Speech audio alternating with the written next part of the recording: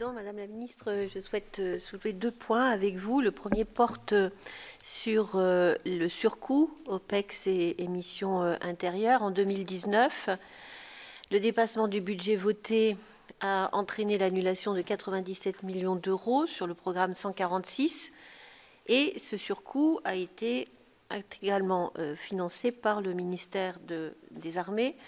Et cela, malgré l'article que nous avions inséré dans la LPM qui fait appel à la solidarité interministérielle.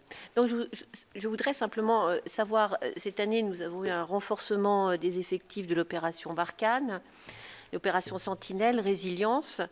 Donc, j'aimerais savoir à quel surcoût nous attendre. Est-ce qu'il sera du même ordre que l'année dernière, c'est-à-dire près de 1,4 milliard, qui resterait donc sensiblement supérieur à la provision inscrite au budget, qui est de 1,1 milliard.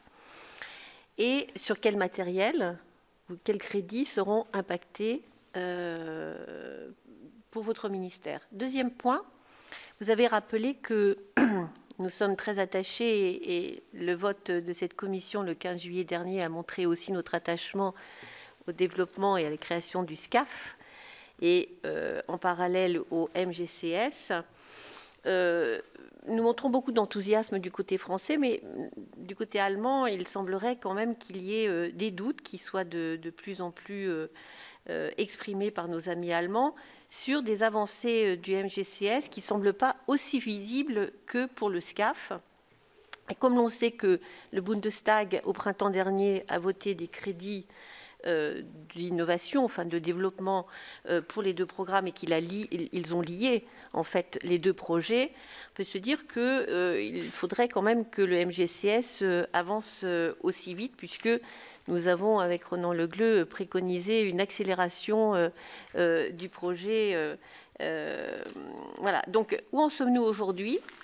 Est-ce que le MGCS est irréversible pour vous? Et dernière question, où en sommes-nous de la consolidation et des projets de KNDS dont l'avenir est quand même intimement lié au développement du MGCS? Je vous remercie. Merci Hélène.